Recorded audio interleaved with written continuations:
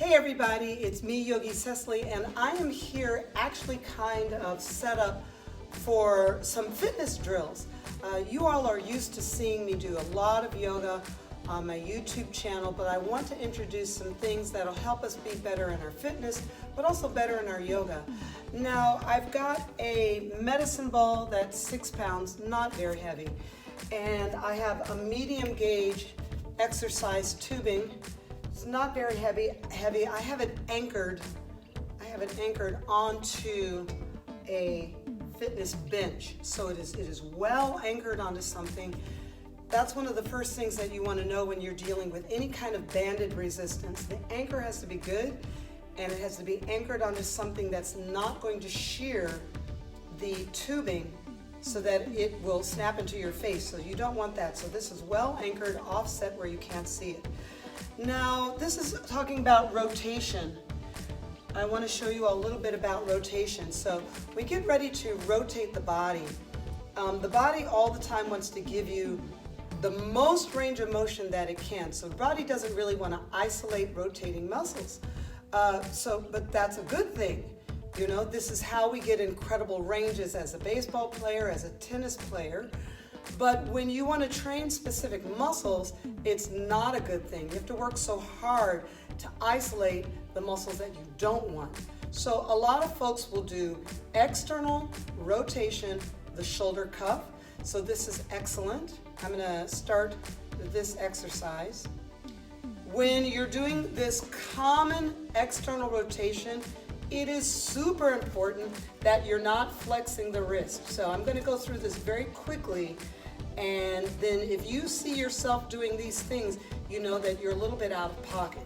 So I don't want any action in my wrist, yeah? I want the action just in the arm. Now you notice also my knees are not going, my hips aren't going with it, and my ribs aren't going with it. So I'm grossly exaggerating how awful this can become, and you're going to notice I'm just getting more range of motion because I have a lot more joints in play. So if you're going to do external rotation and rear deltoid in the shoulder cuff, right? A lot of folks will take this exercise, keep it small. Less is more. Less is simply more, and this is burning, right? Now, let's say you want to do kind of a transverse move, which is basically sort of making a letter X from a low position, low on what's going to be your right side, right? And taking it across the mid-body and up to a high position on the left side. Now, this is good. This is also rear deltoid. It is not a rotation, but many people will put rotation with this action. I see people on the gym floor putting torso rotation. They're saying, oh, I'm going to work my TVA, transverse abdominis, and they're sort of combining isolated rear deltoid fly, right, with TVA. Now, it is nice. I'm seeing people on the gym floor doing this. So everybody's getting a little bit more sophisticated. So they'll take their cable or their tubing, bring their hands together at the middle of the chest and extend their arms out. And then they'll start working TVA. So now this is purer. But I do see people in the gym swagging out the hips, right? Stepping out with the foot and leaning their whole body into the direction. No, that's not the one you want. You're using so many other muscles and you're not isolating your TVA.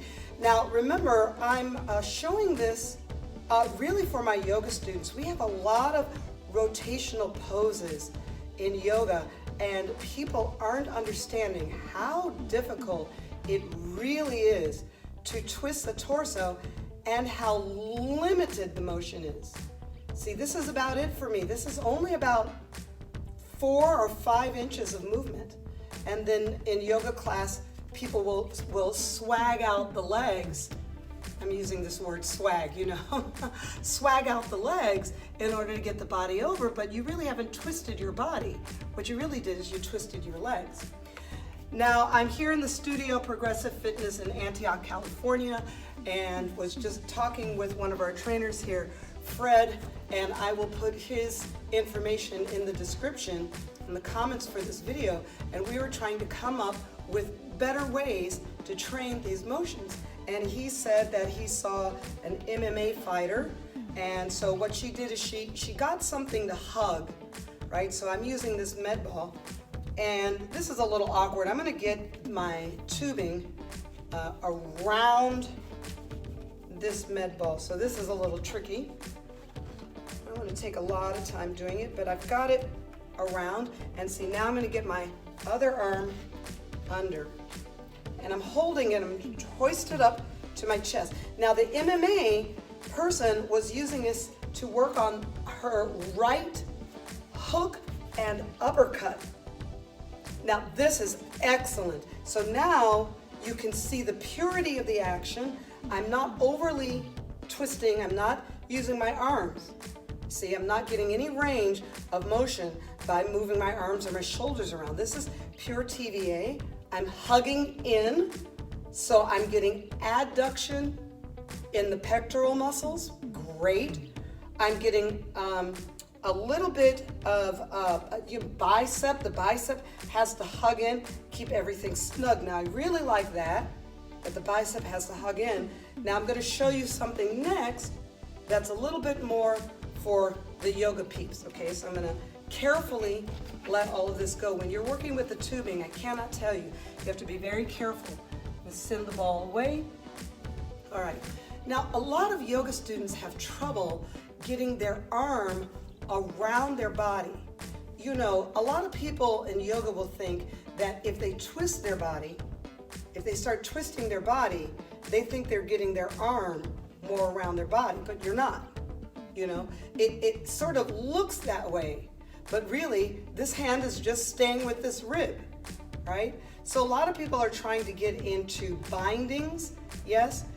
And so I want to use some resistance to actually try to get my arm to go further. So this is something my students know, I just call it a saw. So I'm sawing across the front. This is adduction, yes?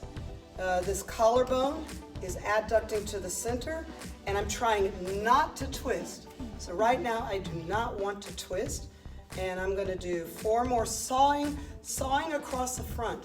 This is highly informative because it is showing me that my hand should be able to get to the outside of my body, across the front, okay? Now I want to saw across the back. Now we have a lot of bindings in yoga where this hand needs to be able, I'm trying to get this arm out of the way so you can see, but I need to see this hand sneaking out from behind. See how you can see my fingers there? This is what we want. I'm going to put this in the description. This is what we want for Gomukhasana. This is what we want for an inside bindings on lunges, so a bound side angle lunge, Parshvottanasana.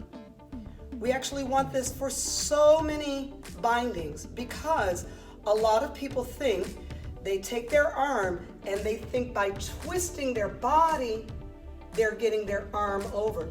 But you see, the hand is just really going to the same place on my back. So I want to isolate my spine, I want to isolate my ribs. I do not want to use the TVA just yet. I want to isolate the arm, get the arm as far over as possible. Now you see, I'm going to assist using this hand. I assist, but because of the resistance, this arm actually has to squeeze and hold. This is what you want. You want to be able to see this hand over here. Now I'm going to let go of the tubing carefully, and this is the final note for the pose. Let's say you want half bound lotus. Half-bound lotus. So I'm going to take this foot and bring it high onto the hip. I think you can already see where this is going. Many people want to take this hand and bind it.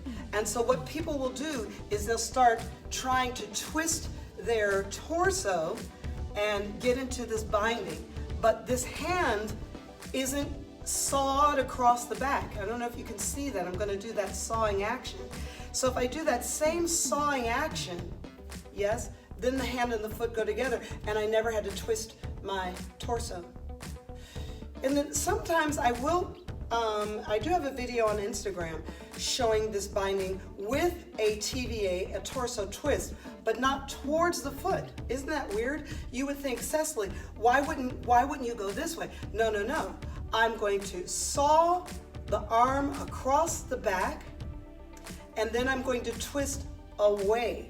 And then you're going to notice the combination of these two motions. So arm first. See how you can see my fingers over here? Now, as I twist away from the foot, I've brought my hand the last 2 inches, and there is your half binding. You see, that's the one that you want. And then I just bring my ribs and my torso and everything just back to the front. So sometimes what I would do here is I would just grab my binding and then work the TVA. So here my TVA is contracting on what would be my right side, and then here's the release, right? And hopefully you can see how by working with your resistance, cables, tubings, yes, the TVA motion is only 4 inches. It's not that far. If you're a trainer out there and you see your students' arms are going further, they're adding something. You don't want them to add. Yoga students, right, as I just showed, this is imperative when you're trying to work on something like Gomukhasana. Look at how the arm is on my back and can go all the way up. And I achieve this by working with cable and resistance equipment, and that is how I'm getting the arm on my back. Couple that with the TVA, and now you are in so many yoga bindings. That's the one you want. Okay, I hope you enjoyed the video. I'm Yogi Cecily, and I'll be back with more fitness and yoga combined. Thank you.